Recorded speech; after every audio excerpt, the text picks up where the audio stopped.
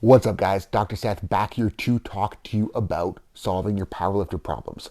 Now, when a lifter is injured, when a lifter is hurt, the most important factor in getting them back to where they need to be is going to be load management. That is, managing loading to ensure that they are able to make progress week to week, month to month, and get them back to where they need to be on the platform, able to express strength and be strong on meet day. And if you are not improving, if you're hurt, if you're jacked up, if you are stuck, and things are getting worse week to week to week, you're not getting better week to week to week, the problem is going to be most likely or majorly related to your ability to manage loading on your main work and on your accessories. And if you're not getting better, the biggest thing or the most blatant statement I could make is that you're probably pushing too hard on your main work to allow yourself to actually improve, to allow yourself to actually build sensory tolerance, to allow yourself to actually build tissue tolerance. You're probably exceeding your capacity in your main work, which is then going to make you more sensitive. It's going to make shit more readily flared up, and it's not going to allow you to get better. At the same time, the lifters probably aren't doing enough on their prep work to help build that tolerance up outside of their main work. And it's like, if we think about this in terms of just like blanket linear periodization, if someone is doing something with a linear backbone, assume a healthy lifter, and if they're doing something linear, and on week 1 they hit number X, on week 2 they hit number Y, and on week 3 they can't beat that number Y, we can easily say that they just went too heavy or pushed too hard on week 1 and 2 to be able to make that jump on week 3, and they should have started lighter to allow themselves to build. We can apply a very, very, very similar principle to rehab and think that if you're doing whatever on a bench, like say you could hit 135 pain-free and feel good for your sets and reps on week 1, and then week 2 you jump up to 185 and it hurts, it feels like shit, then week 3 you try 205 and you miss and you feel terrible.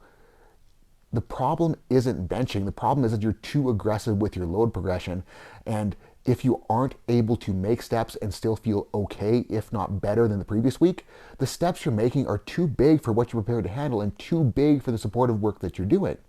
So what we need to make sure that we're doing with our main work if we are in a rehab phase is ensuring that we're not pissing things off and that doing something on this week isn't getting in the way of what we're able to do the next day and the next week as well. If we're doing more than we can handle, we're going to feel it the next day, we're going to feel it the next week, and it's going to get in the way of our progress.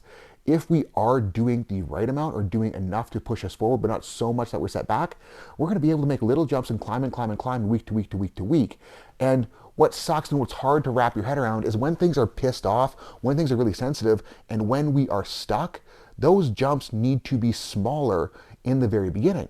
We need to build up tolerance, we need to build up capacity, we need to build momentum so that when the time comes, we are better able to push.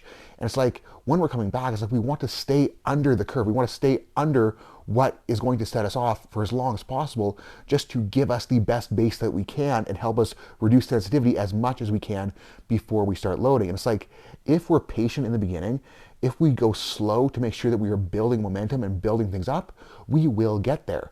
If we try to rush, if we try to toss weight on the bar as soon as it feels okay, that's when we're going to be at risk for exasperating an issue, re-exacerbating, I can't talk right now, bleh. But that's when we're going to be at risk for fucking things up again.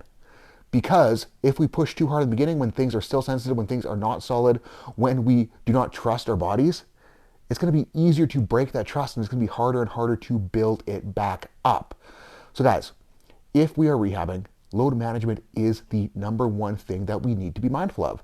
We need to do enough to push us forward, but we need to make sure that we're not doing so much that we cannot push forward next week. Because if we can't make improvements, we're not improving. And that simply means that we are likely doing more than we are ready for and more than we can adapt to.